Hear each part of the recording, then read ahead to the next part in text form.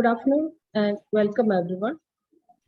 As a part of commemorating the 75th year of independence of the country, KCHR has been organizing a series of academic events. Today, we are extremely delighted to have an eminent person like Professor Lakshmi Subramanian with us for her talk on the theme Private and Public Sounds, Gandhi and the Politics of Amplification. For the duration of the presentation, the participants are requested to keep your microphones on mute. Please type in at the end of the program or at the end of the talk, please type in your queries and comments in the chat box. We will read them out at the end of the presentation. I invite Professor Michael Taragan, Chairperson of KCHR, to take over the session. Thank you, Pashya. Professor Lakshmi Subramanian, Professor Arunima, Director KCHR, and Dr. Pashya, the Academic Coordinator, and every one of you who have taken the trouble to come over and listen and participate in this webinar. I'm extremely happy that we are able to hold such a webinar as part of the ongoing series commemorating the 75th year of Indian independence. This was made possible by Professor Lakshmi Subramanian very kindly agreeing to deliver or present the webinar on private and public sounds, Gandhi and the politics of amplification. Professor Subramanian is well known as a historian. She has been for a couple of years, for a number of years as faculty of the Center for Studies in Social Sciences in Calcutta, right now holding a visiting faculty position at the Birla Institute of Technology and Sciences in Goa. She specialized in the fields of economic and maritime history and also in India's cultural history, especially on music and performance. Professor Lakshmi Subramanian has worked on exploring the Gandhi's ideas on the subject of sound and sound management within the larger context of the complexity of the symbolic politics played around it. To quote Gandhi himself, he wrote in Navajivan on 9/5/1920, and I'm quoting, intervening in the explaining the practice or discussing the practice, which is also religious-based and community-based practice of wailing loud, crying loud on certain occasions. And I'm quoting, in all this crying, one's duty towards one's neighbor is entirely forgotten. That there might be a sick person or a marriage in the adjoining house, why take thought of this? After all, it is the practice to cry and cry loudly. If one does not do so, one will be denounced. Hence, one must cry loudly and beat one's breast. This is the idea. importance. Later in 1924, he discusses two constant causes of social friction between Muslim and Hindus. One, of course, cow slaughter, the other, playing music or arati in front of mosques. And again in 1927, or I don't exactly remember the date, I think it is in 1927, presumably under his influence, an important meeting, peace meeting, passed a resolution asking Muslims to spare Hindu feelings as much as possible in the matter of the cow, and Hindus in return to spare the Muslims' feelings as much as possible on the matter of music before the mosque. I assume that this could be the starting point of Professor Lakshmi Subramanian's presentation. Professor Lakshmi Subramanian, take over. Okay, thank you. But am I audible? Because sometimes there is a bit of a lag. So maybe one of you. Right now, you are fine. I'm fine. Okay, excellent. Thank you for that generous introduction. And I want to thank the KCHR generally and all its organizers for inviting me to speak on a theme that I had explored in my 2020 book, Singing Gandhi, a book which I was just saying kind of got lost amidst the pandemic. So it gave me a lot of pleasure to sort of go back to the book and think through some of the themes that appear relevant today. And the issue I have in mind, and which actually has been flagged so elegantly by Michael, is of course of competing sounds in competition, even sonic aggression, if you will, in public spaces. And this is an issue, of course, which has resurfaced today when we have contestations over sound, processional music, and that raise issues of ritual sound as part of tradition. Who validates them? Is it the local boss? Is it the community? Is it law? And is it the state? And yet, I will say that the similarities between 1920 and 2021, 22 are actually superficial.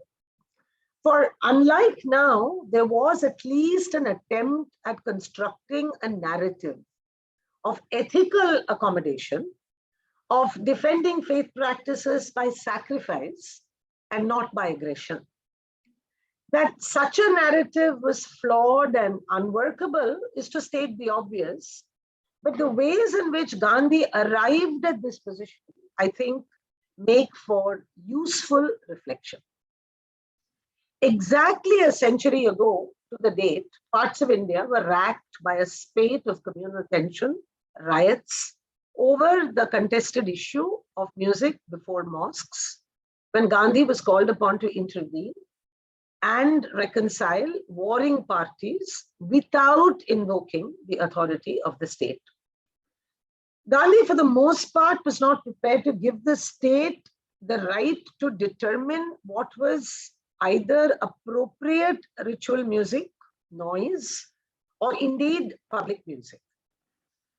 At this stage, I do want to add the caveat that the problem at hand was not so much about private versus public sound, as it was about the absolute centrality that Gandhi accorded to what he considered, and I quote, a religious necessity, in which case no prohibition order by a court of law could be obligatory. This underlying premise informed Gandhi's arguments that made correlation between law, faith practice, and community a complex one. Gandhi was fully cognizant about the growing significance of sonic power in matters of political mobilization as well as of its value as an aid to prayer. So for the sake of clarity, let me briefly sketch out the context in which Gandhi framed his ideas on music for the congregation, and in which the music, and also the context in which music before mosques as a controversy erupted. This is not to suggest at all that congregational music or music for the ashram was private, but also to make the point that it was not entirely public, as say the singing of Vande Mataram in an open Congress session or in a railway station was. But equally, there was nothing entirely private as far as Gandhi was concerned. He heard, he wrote, he read, he spoke in public, and for a continuous dialogue, which makes a private-public distinction a little problematic. And I'll come back to this when we try and decode his pronouncements against the community's demand for songs and his support for another community's demand for silence. So I'll sort of come back to this because I feel that this private-public thing gets a little blurred when we look at Gandhi's responses, particularly to congregational music within the ashram. By the time Gandhi came to India from South Africa, he had already experimented with music and group singing as part of his Tolstoy farm and Phoenix projects. We are not very well informed about the ways in which his personal taste for music evolved. We have some references to his childhood when he was moved by song and melodious voices. Brought up in a Vaishnav household, exposed to ritual songs and sounds, he referred often to the soothing effects of the Ramnam and to quotidian sounds of the streets, including particularly of itinerant singers. Church music, we know, held a very special place, convincing him that a stirring voice and an immersive practice with the lyric was the key to elevating prayer and to developing a skill that had the benefit of producing a good habit for the moral subject. So singing was like spinning. It was recursive. You kept doing it, you improved your pronunciation, you kept time, you remembered. And by doing that, it was almost like a craft practice. Thus, in the Sabarmati ashram, where music was part of a regimen, there was nothing private about the activity of listening or singing. It was part of a routine intended to cleanse the mind and oriented towards prayer. In fact, within the ashram, he came down very strongly against those who were found humming a song, for example, while doing chores, or listening abstractedly to a piece of music. Something that would count as private enjoyment or even private singing. For Gandhi, it was about and only about the cultivation of the self on the part of the truth seeker. And it did not matter whether it was in the ashram or at home or in the street. Consequently, any display of strident excess in public or careless distraction in private negated the possibility of cultivating a moral habit. This makes Gandhi's writings in the ashram and his constant chastisement of the residents actually very problematic. You feel almost angry at the way in which he's constantly rebuking the various residents. At the same time, Gandhi did not overlook the aesthetic dimensions of music, at least for the ashram, where he took pains to enlist the services of trained musicians like Narayan Mureshwar Khare, and to emphasize the elements of training and rigor in developing the voice and in adhering to musical values. These, he said, were essential accessories to prayer and could be easily compromised by callousness in private, by lack of attention. So if you were doing a chore, you did the chore. If you were singing, you did the singing. Or it could also be compromised by excess in public, for what counted was the integrity of intention. Gandhi emphasized, as I've just said, repeatedly the power of music as a recursive practice conducive to moral and physical improvement, very much like spinning. Let me now look at the larger political context of the 1920s, when the public space in parts of India, UP, Punjab, Bengal, had become noisy, I quote, when in his words, from morning to night, one heard through song, talks, slogan, cries, and felt such mighty torrents of hatred that it was sickening to find such a degradation in so many numbers of people. In considering the soundscape of the 1920s, there is no doubt that through the subcontinent, multiple forms of musical expression and genre, mediated through technological diffusion and political mobilization, had contributed to an oral public space.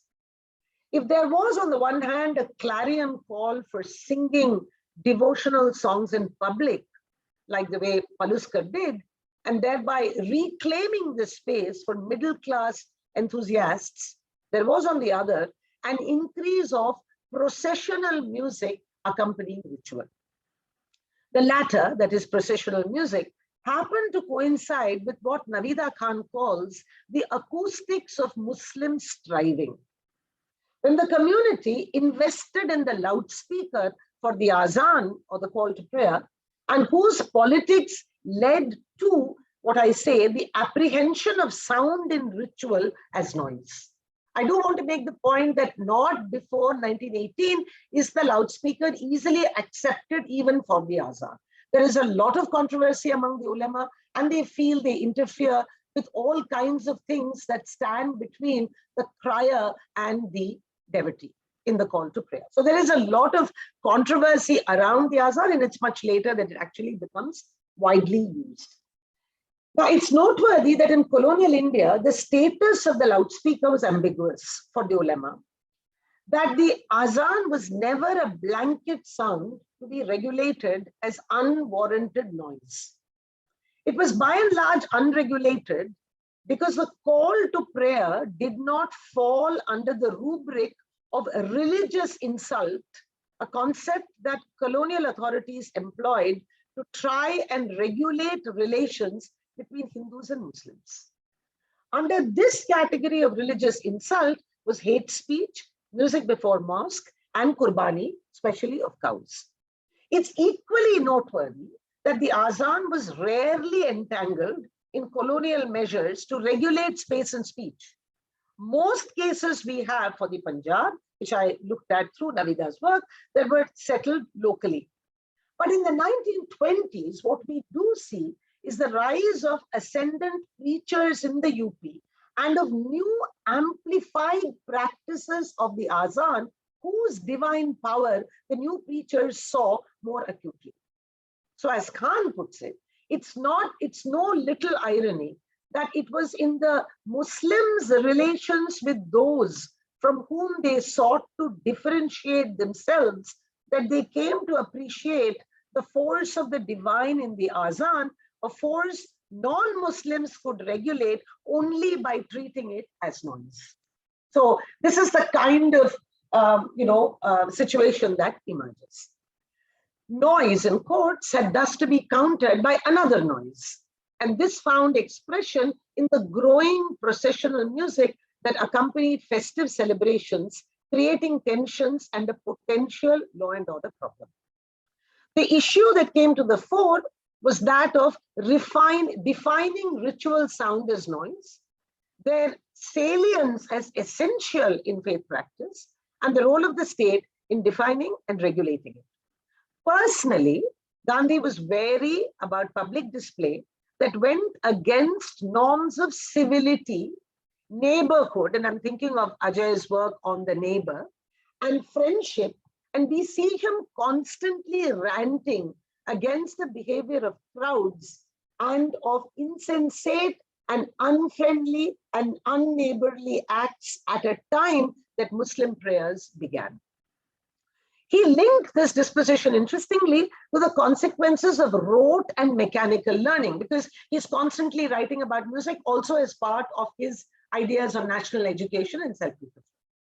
So he linked this kind of disposition, this insensate and unfriendly disposition, to the consequences of rote and mechanical learning, as a result of which the subject had never learned to self-consciously strive for the truth. Two of his observations is very interesting in this connection, and now worth quoting, and I'm quote briefly. Reacting to a school performance, 1919, of national songs and expressing his disappointment, he wrote, "This is the feeling I have of this struggle, that we are fighting it half-heartedly. If that is really so, we have failed to understand its true import. And like the singing of these girls, it will be unavailing." On another occasion, he proceeded to say, "We shall not serve the motherland by parading in processions, singing and raising slogans. To rescue the motherland, what is needed is not procession, but remedy." And then on this occasion, went as far as to say that a Muslim silently worshipping in his mosque is no less demonstrative than a Hindu temple goer making a noise either through his voice or his gong or both. Here, the use of the word noise is striking, as it brings to the fore the apprehension of sound in ritual as noise, something in which all communities participated and which I have referred to thanks to or using Navida Khan's work on the Azan for the 40s. The heightened contestation over noise, especially in the 1920s, following a spate of riots, 112 riots between 1922 and 1923, brought the government into the scene with regulations to ban certain kinds of music during procession. Now, how did Gandhi react to this situation? There were a number of issues that had to be sorted out. What constituted traditional practice? Who defined it? How was it to be safeguarded? Did the state have a right to do so? Could the community stop anything by force? Gandhi came up with a number of observations, not always coherent, but amidst which we find an emphasis on accommodation, sacrifice, and tolerance, which were the only means, he said, to arrive at the realization that none was capable of grasping the complete truth of the moral core and unity of all religions. And on the moral core and unity of all religions, which gave Gandhi a particular spin on tolerance and truth, I draw quite extensively from Meera Chandok's very interesting work that came out some years ago. One of the first pronouncements was in 1921, when he said, "The Hindu may not insist on playing music while passing a mosque. He may not quote precedent for the sake of playing music. And then one could appreciate the Mussalman sentiment of having solemn silence near a mosque the whole of 24 hours. Equally, he argued, that if singing and continuous music be a religious necessity, no prohibition by a court of law could be obligatory, or indeed stopped by a show of force. Music, I quote, must be played, arati must be made, Ramnam must be repeated, cost what it may. If my formula were accepted, a procession of the meekest men and women, unarmed, even with lathi, would march with the Ramnam on their lips, supposing that that was the bone of contention, and draw down on their heads the whole of the Musalman wrath. But if they would not accept that formula, they would still proceed with the sacred name on their lips and fight every inch of the ground. But to stop music for fear of a quarrel or because of an order of court is to deny one's religion. So you see how many complex sentiments are in fact encoded in these statements, which it becomes necessary for us to parse a little more carefully. So the intention behind the act was important. Once a religious necessity of an act was demonstrated, it behoved the community to defend it, not by aggression, but by sacrifice.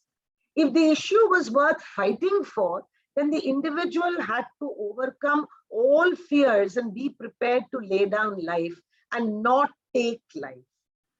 Let no one, he said, charge me with ever having advised or encouraged weakness or surrender on matters of principle. But I have said, and I say again, that every little trifle must not be dignified into a principle. The years 1925-26 saw an escalation of communal violence, forcing the government to issue regulatory orders. At this stage, the Congress under Gandhi expressed their reservations against the government stepping in to intervene what was a matter of faith. Their resolution of 26 December 1927 indicated that accommodation was the only way out. Muslims had to spare Hindu sentiment over the cow, and Hindus to spare the sensibility of the Muslim over the question of music before mosque. Neither community could take recourse to violence, nor subject themselves to law if it was a matter of religious faith. To yield to any form of threat or violence was tantamount to a surrender of self-respect and conviction. This resolution was clearly, we don't have too many riots after 1927 until, of course, we come to the 40s, and it's a different story. But this resolution was clearly predicated on the impossible likelihood of a rapprochement, but reflected nonetheless Gandhi's conviction in courteous tolerance, friendship, and neighborliness. He also maintained that for him, the music before mosque issue was not at par with cow slaughter, but it had acquired an importance that could not be ignored. He followed this up by saying that if complete stoppage of music will be the only thing that will spare the Muslims' feeling, it is the duty of the Hindus to do so without a moment's thought. If we are to reach a unity of hearts, we must be prepared to perform an adequate measure of sacrifice. So that's the kind of position he has. It doesn't entirely work itself out, but between 1928 and 1934, we don't have too many riots over this particular issue. But it does not mean that Gandhi's engagement with the politics of amplification goes away. In fact, in the 1930s, we come across a very different kind of engagement with the politics of amplification. It assumes a completely different spin. It resurfaced in the 1930s, when a very different sort of oral display became a bone of contention, this time with the government. This was a period when Prabhat Feri or morning processions were taken out in Bombay with a repertoire of songs that were part of a national construction agenda. Processional songs, that is the Prabhat Feri songs, were secular, addressing issues of caste, labor, self-construction, national construction, as well as gender inequality. These called out volunteers to come to the streets. These grew steadily, so much so that the state stepped in to identify them as a law and order situation. They also carried these song pamphlets, and that became then termed as seditious literature. The government described them as disruptive, disturbing, seditious, and Gandhi, while in jail, exhorted the ferry organizers to carry on the good work. And these were but clarion calls to duty to wake the sleeping to the call of constructive work. They reminded men and women to rise from their beds and give thanks to God the first thing in the morning. I haven't analyzed these songs, another time, another project, but will say that Gandhi's views on music and sound as symbolic protest were dynamic and changed and continuously changed, reflecting his own struggle with understanding the sonic. What generally stands out, though, is a trenchant critique of excess and aggression, sonic or otherwise, particularly in the 1940s, when he gave in to a sense of despondency at the inefficacy of his project. It was around this time that he thought through the construction of the ashram hymnal and listened to music and wrote about it in more metaphorical terms. Music became a metaphor for a meaningful life. He heard it in the hum of the spinning wheel, in the silence of prayer, in the silence of contemplation. By 1945, he went as far as to express his distaste for the raucous nature of the Ganapati and the Dasera celebrations that had nothing to do with religion. He even went as far as putting together very tentatively an aesthetic for public spectacle. He wrote about aartis that were unrefined, unmusical, noisy, and about Dasara celebrations that were crude, masculine, and distasteful. So it's interesting for us to think a little bit about whether he was actually developing an aesthetics for public spectacle. What did he have in mind when he wanted to think through a proper public display of music?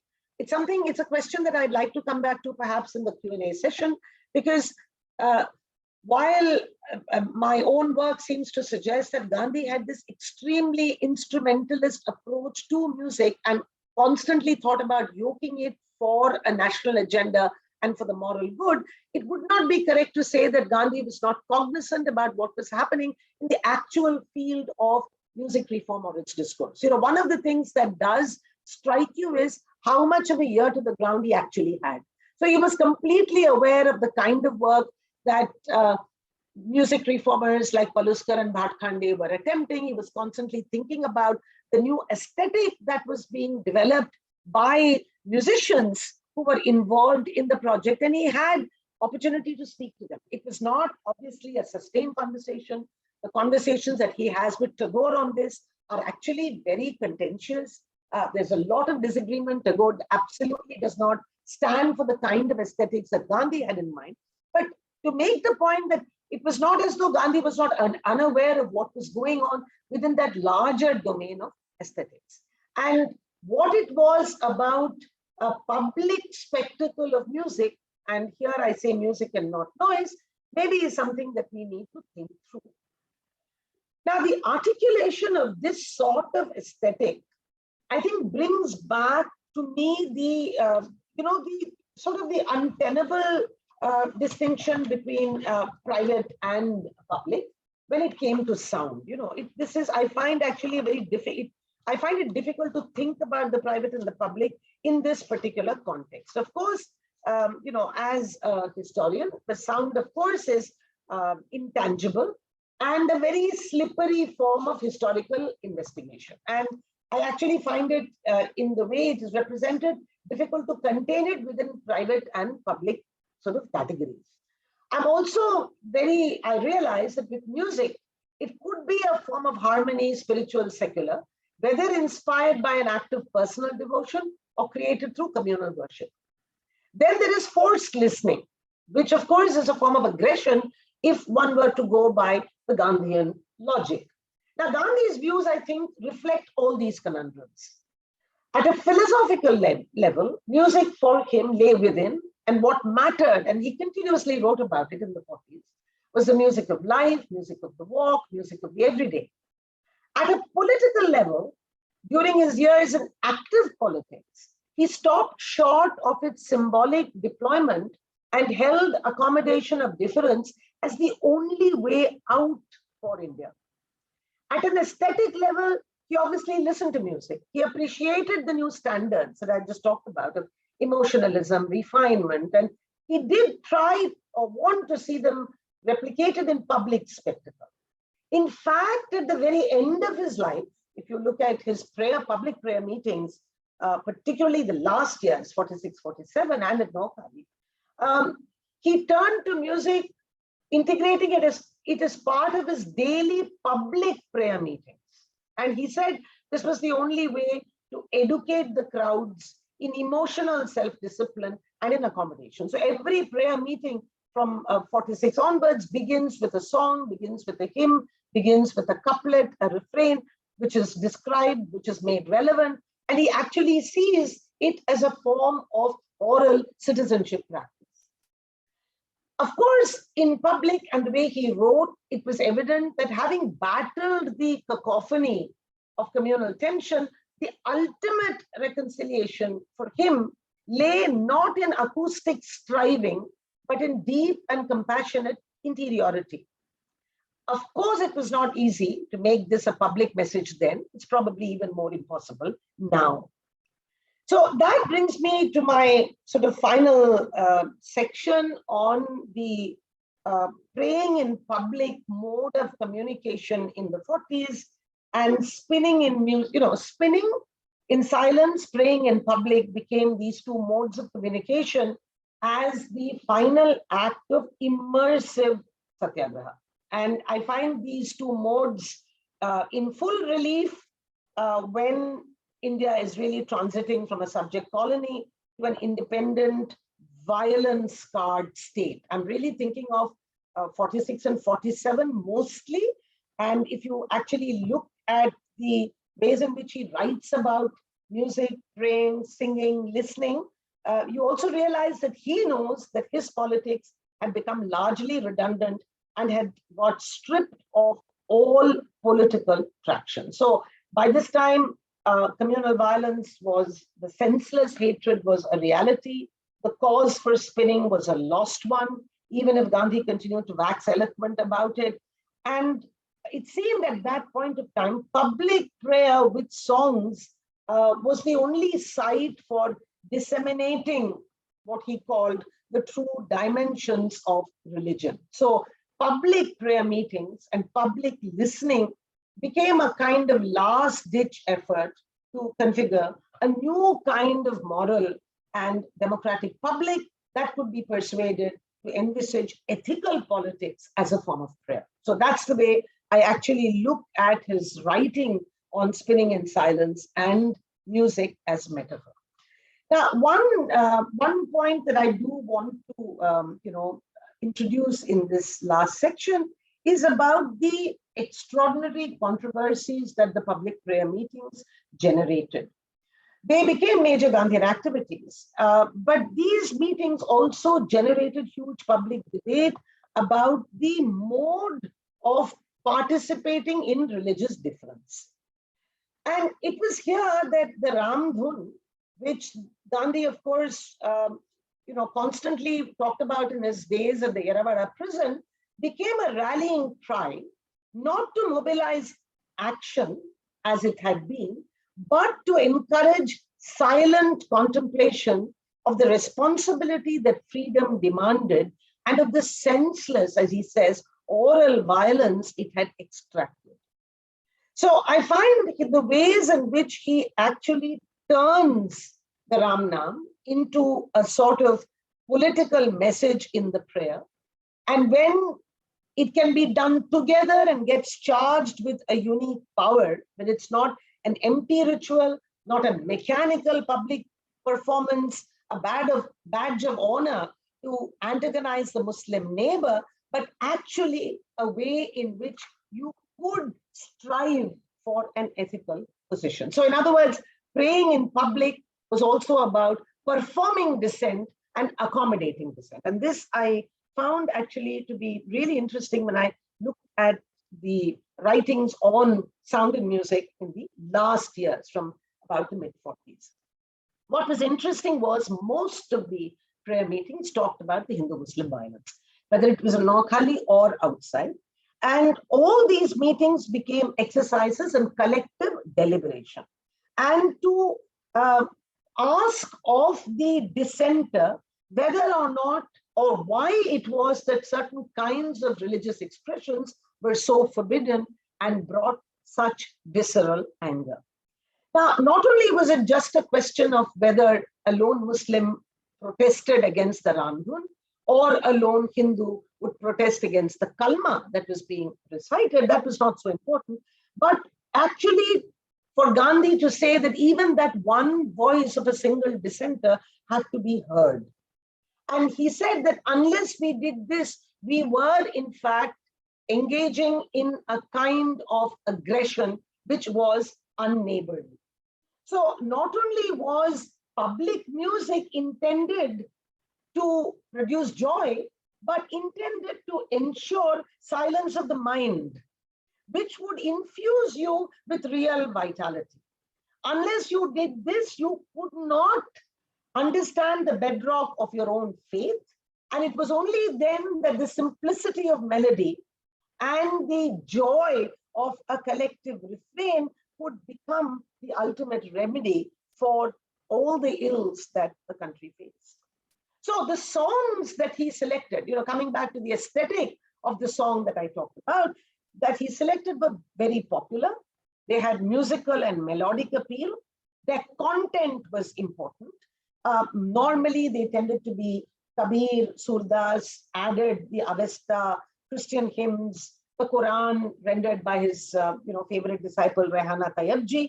And this selection, which is very eclectic, also produced a lot of criticism. And the ways in which he actually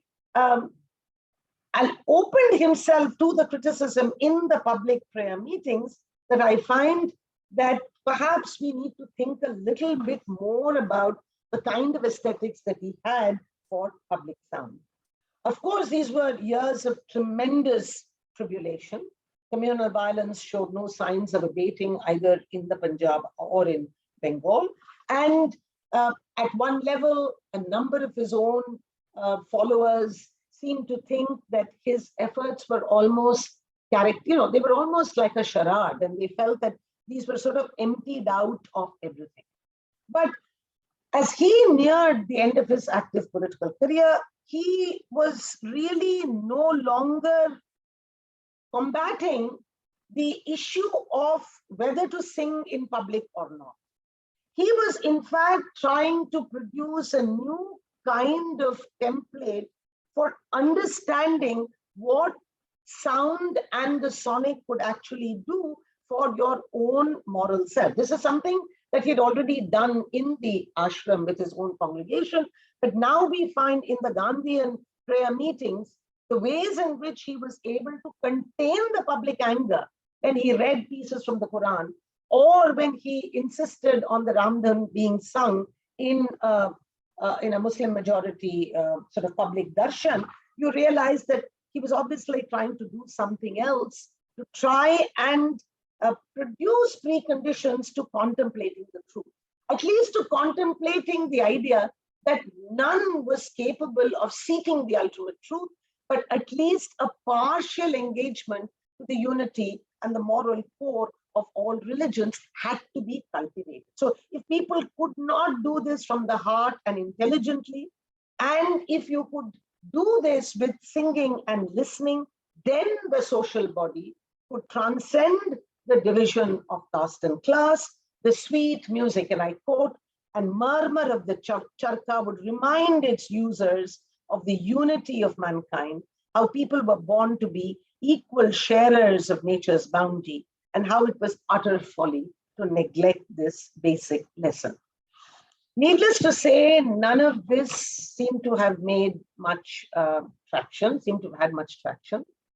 And of course, the whole emphasis on sound as harmony, music as discipline, and devotional songs as discourse that came together in the prayer meetings could not craft an ideal state. Obviously, more than spinning, about which Gandhi wrote most consistently, music had power to forge a sense of oneness. And he felt that this was not the music of banging drums or of a cacophonous aarti that became noisier during Muslim prayer times.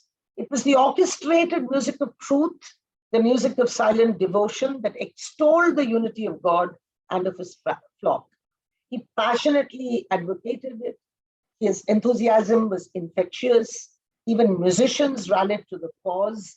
But in the end, I think it remained a chimera with very little takers after his death. After his death, I think all that we do is to come up with some invocatory passages, remembering the Mahatma and thinking about a few of his favorite bhajans, without realizing the extraordinary complexity and existential issues that he faced while crafting a set of incoherent but very revealing ideas on the larger subject of the summit. So I'll end there.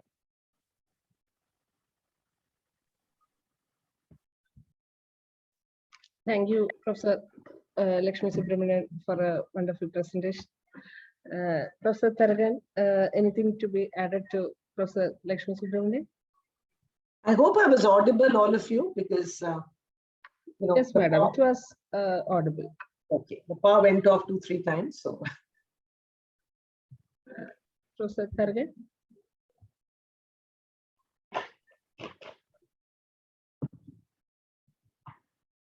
Anything to be added to Professor Lakshmi Subramanian? Sir?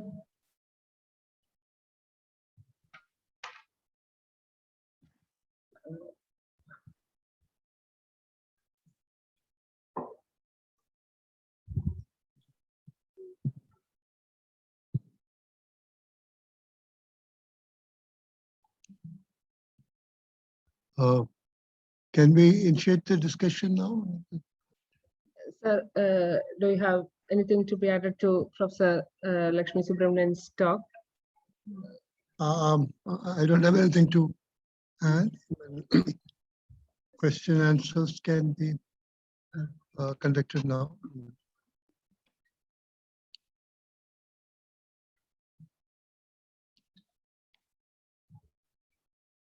Professor Arunima, anything to be added to the talk? I'm just typing my questions in. So if anybody else has questions, I mean, I have nothing to add to Lakshmi, I learned from her. But if other people have questions, let them type and, I'm just in the middle of typing. I think we can wait for a couple of minutes before people sort of come up with something. Okay.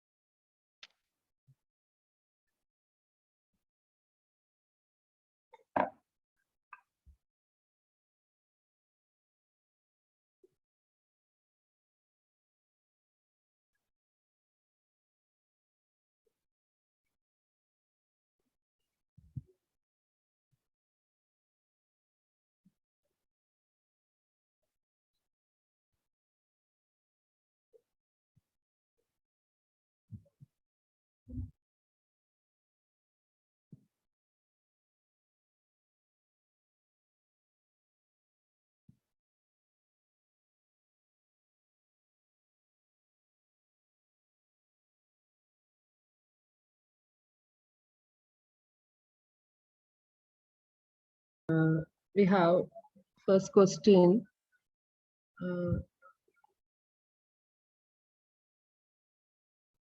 By Professor Arunima. Could you speak to the question of different oral publics, the musical, as opposed to the one constituted by speech or slogan? I ask this as in your leading, the oral public produced through music is meant to non-confrontational and ultimately reflective. Should I take the questions as they come? Okay. I think, yeah, it's an important question. The fact is that if, okay, I'll take Arunima's first and then I'm reading Sanal, but there are diverse oral public. But I do think that by, say, 1905, if you look at the ways in which the Swadeshi has crafted a soundscape in Bengal and which extends to parts of Maharashtra and perhaps to UP, then you have an intersection of a public constituted through slogans, political messaging, but also through theatre, jatra, and song. So if you think of the Kirtankars of Maharashtra, the Rashtriya Kirtankars of Maharashtra, that who use their kirtans and have nationalist idiom for their kirtan, then I think to divide the oral public between the ones created by Tilak in his fiery speeches and the ones by Kirtankar might just be a little tenuous. I do, however, think that, and I also do think that even with Paluskar, who is obviously interested in developing an oral culture, in democratizing music by providing it to a much larger section of people away from court spaces and patronage spaces to the street, I think there's definitely a reformist agenda. After all, Paluskar is promoted by the Arya Samaj.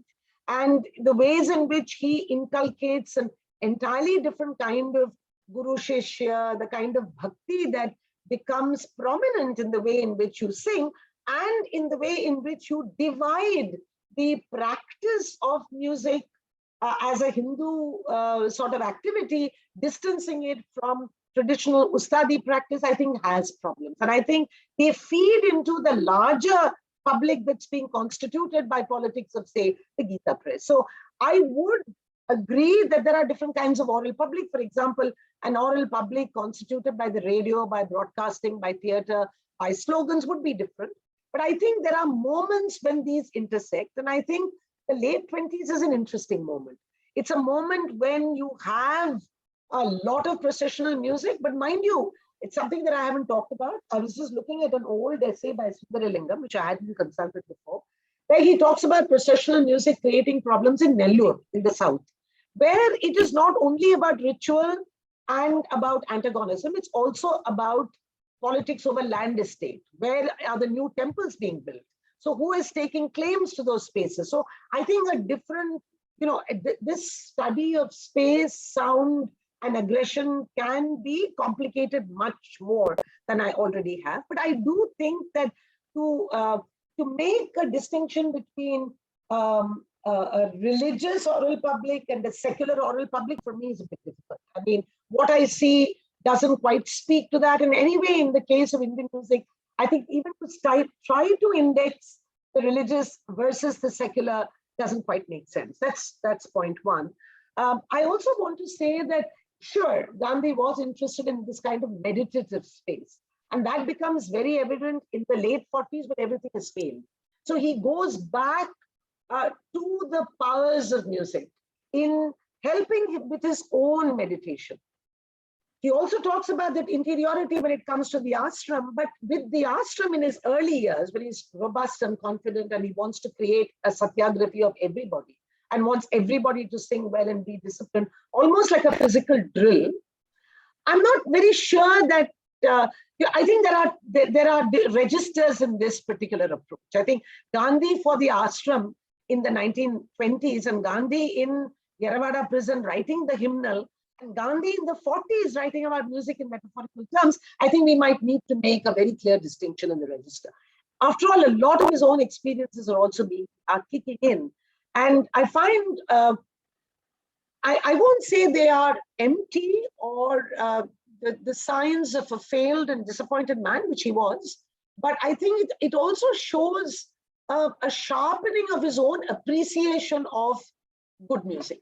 I think it's really much later that he discovers, if you will, some great voices. And he's thinking a little more expansively about the rich heritage of music and not just dismissing them as tawaids and bad and give up your stuff or ustads not doing enough. I think he comes to a much more reasoned understanding. So I think it might be worthwhile for us to look at the ways in which he himself is thinking about music in the public differently between 1919 and 1946. It's something that I try to do, not very effectively, but yeah. Okay. Yes. Will you read out? Yes, we will read them out. A next query by Kama MacLean. Thank you for your very interesting and there's one by wide-ranging Sanal. talk. There's one by Sanal. Yeah. This is Kama MacLean, this is before Sanal. Okay, fine, no problem. I mean, they're not coming quite correctly with me, but anyway, carry on. We are going in the order, madam. Okay, So no problem. the issue of the Prabhat Ferry is something that I have been working on as well. In many ways, it is reminiscent of the Ganapati processions led in the late 19th century, where religious and secular are mixed. Yeah, absolutely, Kama. Thank you for that. I'd be fascinated to see your work on the Prabhat Fairies. It's something that I'm really looking forward to, because every time I present, well, only one time when I presented this just before COVID to the Gandhian ashram in Bombay, I was actually showed many of these older pamphlets of the Prabhat Fairy, and one of them, who was non-Nigerian, actually told me about the experience of being part of the Prabhat Fairy. And sure, the question of both the Tilak and the Ganapati festival as being religious, secular, and mixed is well taken. As I said, I think this is, after all, the central problematic of internationalist discourse. So I'm not at all surprised that it should be. The question is how the Prabhat Feris generate a very different kind of response from Gandhi, who is in jail when this is happening. And he is, in fact, writing letters and is, he's sort of keeping in contact with people who are talking to him about the Prabhat Feri. And he's got no doubt in his mind that these are really a different medium, even if they are mixed in terms of religious and secular terms. He could not take the same position when it came to what he called the unmusical Aarti. It's not as though Gandhi was against the Aarti, not at all. I'm not even sure that he probably didn't particularly care for the procession and the sounds, which he makes quite clear in his, in his rejection of the kind of music that the Dasera processions, music accompanying the Dasera processions. But I do also think that he is making a distinction between acts that are meant to, if not antagonize, meant to stake claims to shared space, while with the Prabhat Feri, because they are mixed and they are participated in by a miscellany of people, including Muslims, workers, lower orders, if you will. I think there is a way in which he looks at sound and public spectacle. I think the music before mosques was a very specific issue, which generated a particular kind of responses. But sure, they are religious and secular. They are mixed. I'm kind of curious about how they were sung, because the Bombay Courier and the Times of India are full of angry notices by Europeans in Bombay talking about the absolute cacophony and getting them out of beds at 5 a.m.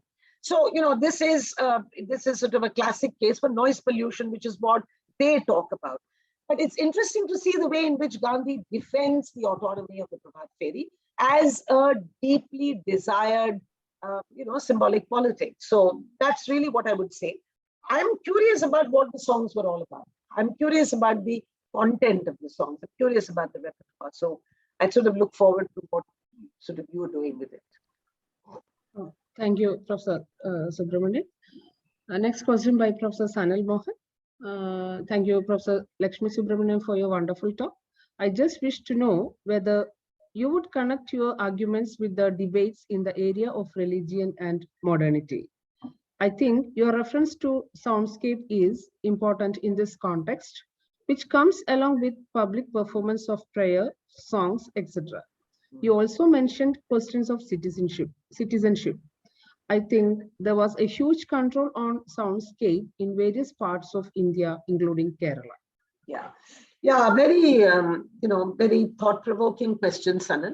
I do mention, I don't know whether I connect my work immediately to the question of religion and modernity. Yes, of course, it is very much within the frame of modernity that I look at the politics of sound with or without Gandhi. So yes, I do. The problem when I talk about citizenship, the question about the soundscape is well taken. What I did not do for this talk, but what I do for the book, is to decode the ecosystem of sounds in 19th century India to the extent possible. I don't take all the regions. I look at parts of the South. I look at Maharashtra and I look at Bengal. I certainly look at UP, but I don't do the kind of close soundscape of the street. So what are the sounds that constitute the street?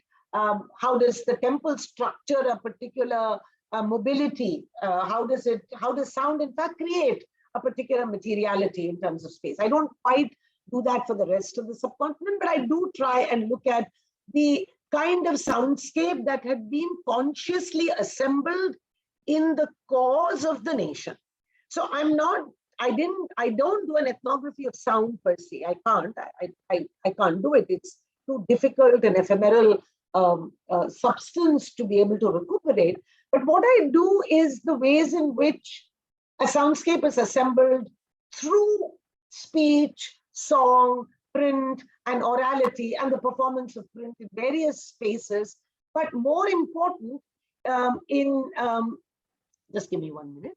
But more importantly, in terms of the ways in which technology, recording, broadcasting, and diffusion of theater produces. So my concern with looking at the soundscape was the ways in which a particular sonic landscape is constructed in the wake of political display, in the wake of technology, in the wake of broadcasting. So that's what I did. I also do believe that there's control on the soundscape. Of course, there is control of the soundscape. For a long time, the question of broadcasting was a big problem. You had the government, deliberately regulate how much of sound could be broadcast in the public space.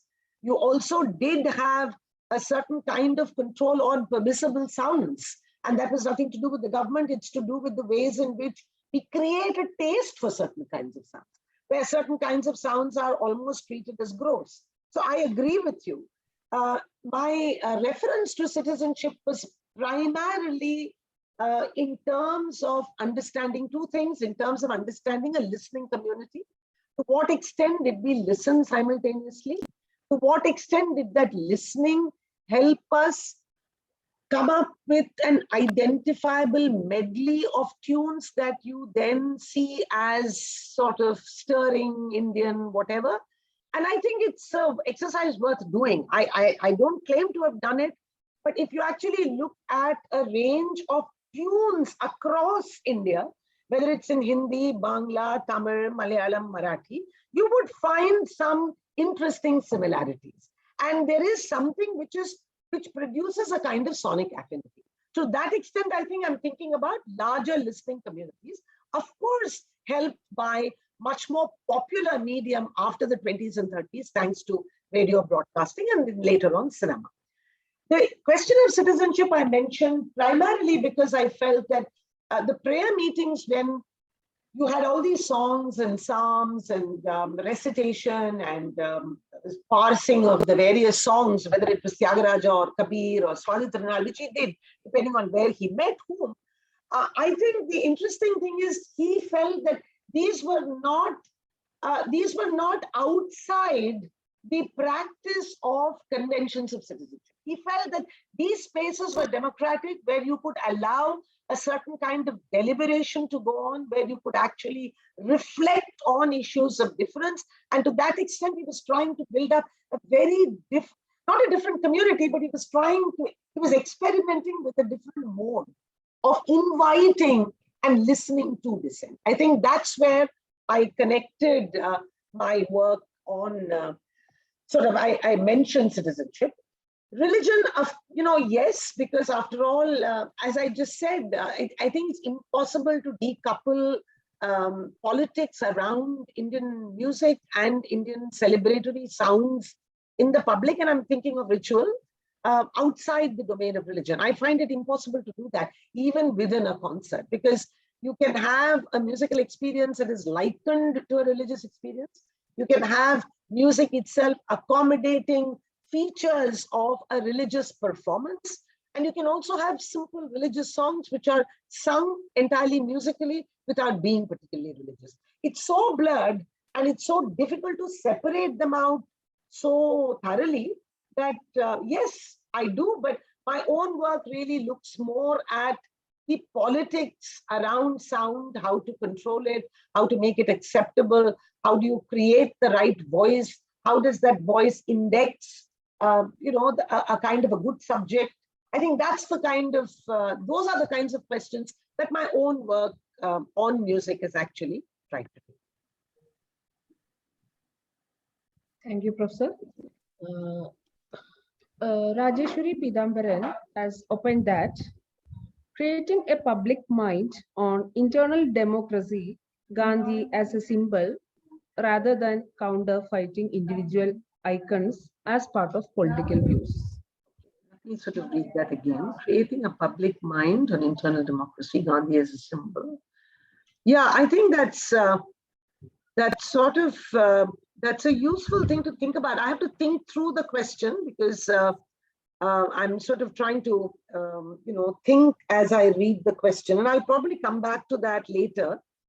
And maybe connect it with what Arunima asks me again about about the idea of dissent in prayer meetings. That's actually it's an interesting question because here Gandhi is trying to, okay, is the dissent predictable, or is there something different producing a counter discourse? That's a great question.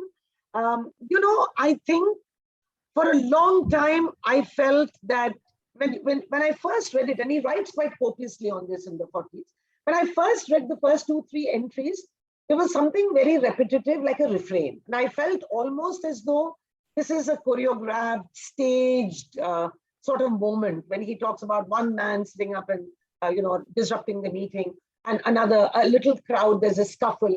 But then as I kept reading, and it goes on for a long time, I felt that there was a genuine attempt at bringing together not musical experimentation so much, because the kind of music that Gandhi preferred for these was fairly standard, pat, easy to hum, reproducible, melodic bhajan. So I think there is something quite leveling about it. But on the other hand, I think it's the most appropriate and convenient vehicle of communication. After all, he was not here overseeing a concert, he was, after all, communicating. And I think there is a genuine attempt at bringing religious traditions together. Unfortunately, we only have one major experiment of his favorite, Rehana Tayyibji, who really does a very interesting tradition, but unfortunately dismissed as a kind of cookie, somebody who's so bizarre, who dresses herself up as Radha. And so she's seen as some, and so we don't take her work and the opera she does very seriously. I think there is an attempt at bringing together not religious traditions, sure, but I think there's also a way in which he's talking about how to experiment with different words by using the same tune. So he says, why don't you, he tells the Parsi, why don't you do this singing your Avesta? Why don't you use, instead of saying, Raghupati Raghava, why don't you talk about Kudanavas? So there's a way in which he's inserting, and I don't think it's just a cosmetic insertion. It's not like kind of fusion. I do one swara, you do another swara. But I think a genuine attempt at coming together and thinking about what is it we are doing when we listen? What is it that is being moved within us when we listen? And what is it we can do when we listen? And it's interesting that, I don't have too many musicians who actually come and respond to Gandhi's experiments. They respond after his death. So if you think of Bhimsen Joshi, if you think of Kumar Gandhar, all of whom, or if you think of Ravi Shankar, all of whom make these new ensemble for Gandhi after having read him, but post his death. During his time, I don't find, evidently it did not generate that kind of artistic response, but nor did he talk to them very much, excepting for MS Subbalakshmi, whom he heard mostly by radio and by recording, not personally. So I think, it was a different kind of experiment. And the experiment, I still insist, is more prayer than musical. Music merely being a medium. Okay. There's Thank an you, Professor. interesting suggestion. One more suggestion by sure. Kama MacLeod. The work of Isabel Haukuja Alonso in public culture on radio citizenship and music relates to this point. Yeah, I look forward to seeing this. And thank you. It opens up possibilities for me thinking through some of the themes in the book that I explored. And of course, after you write the book, you feel, oh my God, you could have done a little bit more and a little, and then the moment's gone. But maybe at some point, think of a standalone essay. So one of the reasons why I sort of decided to do the talk is also to sort of just open it up a little bit and think through more critically of some of the issues that the conclusions I came to, which I feel can still be pushed a little bit. So thank you for that. Teresa Joseph also has made a suggestion that in the whole discussion of Gandhi and music and the politics of sound, how do you see Gandhi's efforts or views on what could be seen as the democratization of music, particularly his views on the need for art to speak to the millions rather than being the palace garden of a few, his displeasure with the exclusionary nature of the music of the time as being largely restricted to upper class or caste religious devotees, his explicit efforts to promote the study of music and soul. Yeah, great question. You know, it's precisely on this that he has the most fierce argument with Tagore. Gandhi is absolutely, he is very critical of two things. He's critical of the way in which Tagore develops Bengali music, which he sees as chauvinistic, but also as very precious.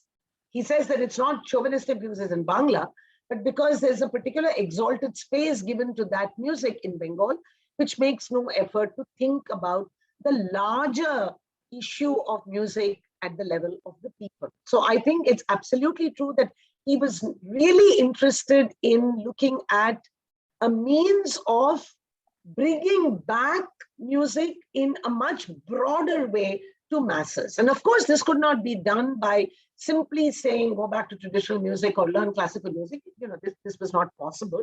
But on the other hand, he was genuinely interested in trying to find a middle ground. It is this, in fact, that persuades him to bring a musician like Khare, who is trained in the Paluskar school. He is the direct disciple of Paluskar, decides to work with Gandhi in the ashram, and is in fact trying very hard, not only to teach the ashramics who come from a certain caste background, but also is sent out as part of the larger national reconstruction activities to speak to people around the Sabarmati ashram, to speak to villagers, to speak to the tribals, to get their drums, to get their percussion, and to actually have a series of interesting experiments, which he then wants staged in public. So I think Gandhi was in a hurry to do a lot of things. Of course, this was not what he was going to do for the rest of his life. But if you look at the ways in which he addresses the issue of music, he is in fact quite bored with the preoccupation of the reforming elite with classical music, which he says is anyway restricted to a few. But it does not mean that he will discount the importance of practice and rigor when it comes to training his residents. I think it's this that is an interesting point for me. It's not as if he says, look, I don't want to learn this at all. He actually says that that kind of practice, that kind of rigor, that kind of voice control is important for you to sing well. And so he recognizes that, but he does not give it the social capital that it commands or wishes to command. So I will say, yes, it is. He has a deep interest in promoting the study of music at many levels. It's part of his curriculum. When he writes on education, music occupies a very important place. But it's all about ultimately producing really good habits and thinking about it as kind of craft recursal activity. And he is absolutely uninterested in, in art for art's sake. I mean, as he writes, he says, I'm not interested in that. I really am looking at something else. Precisely the point on which he and Tagore have big fights. It's also interesting that Tagore had very little patience or interest with the Ustadi form of music, which he thought was pedantic, was somehow detached from Bengali realities, which Gandhi again opposed. Gandhi said, why do you treat it with such contempt?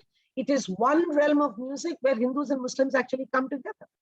So you see, I'm just saying that the thought is so complex, it's so layered, that it takes a long time for one to come to any clear position, because you can't. He also contradicts himself many times. But I think that's exactly why he is fascinating for a student of history, because he leaves behind a chaotic archive. And it's really up to you to, to make sense of it. So I think the task of interpretation becomes that much more exciting. Thank you, Professor. No more questions are found in the chat box. Well, thank you for all those questions. Made me go back and think. Can we take you back to the public and private question? Yes. What does one do with, this is so, you're absolutely right when you speak about the sort of immense publicness of Gandhi's life.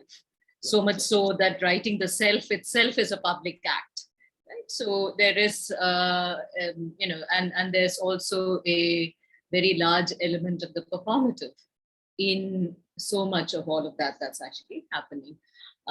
Yet, it seems to me that there is, so the question there then becomes, how do we identify the reflective in any of Gandhian thought, whether it's in political life, whether it's in the ways in which there is this, in one sense, a kind of instrumental use of music, as it were.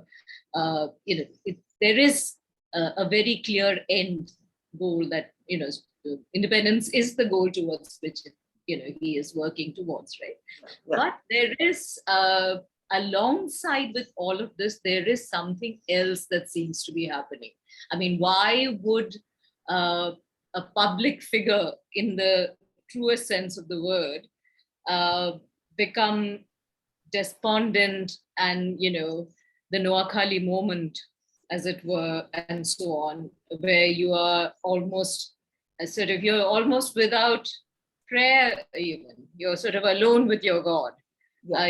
You're sort of facing a kind of dismal future, maybe unable to face. So what do we actually do with the reflective? This is the question that I have of you in relation to this public. Yeah, no, it's a very important question. It's a question that I puzzle over because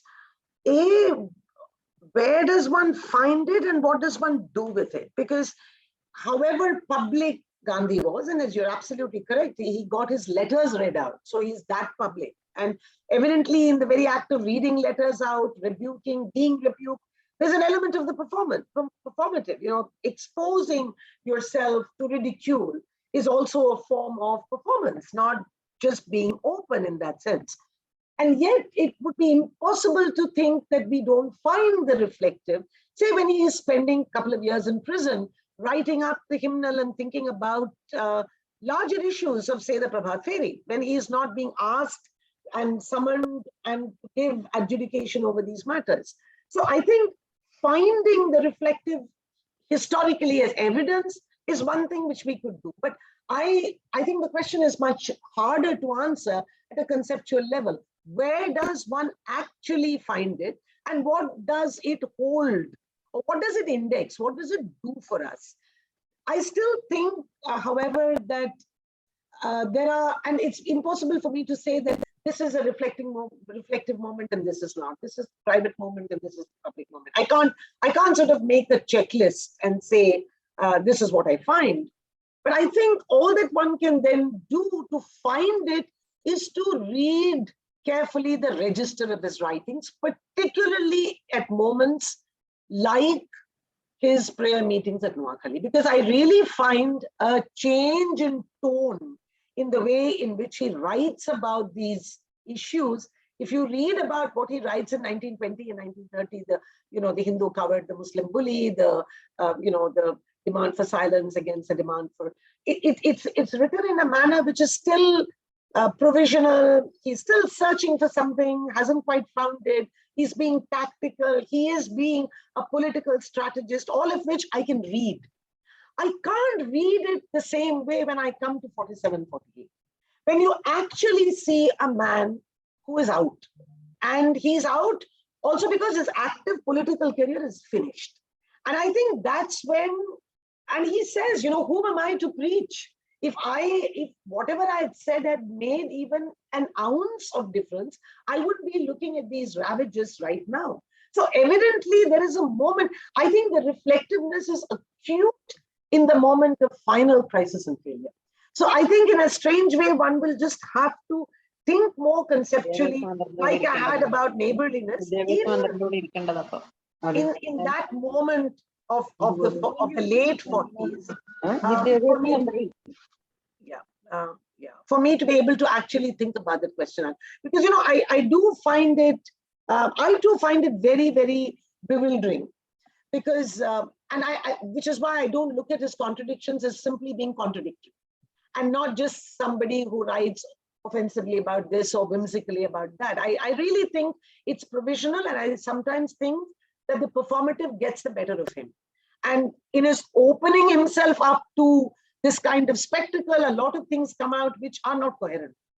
I don't think he's actually playing that anymore at the end of his life. And I think, in a sense, failure stares at him in the face. I think he knows he's failed, and that's the moment of some kind of reckoning and reflection. And that's really the moment when he's also thinking, he writes, anyway, he's got a, flair for prose. But when you read his reflections in the 40s, they certainly make you sit up, because I think so much of what was said and performed seems to have gone so boomeranged against him that I think he's actually reflecting. So maybe that's the way to think about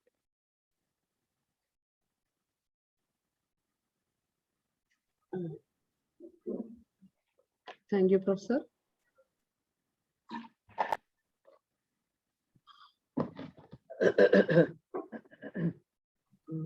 So, hope it's the time to wind up the session.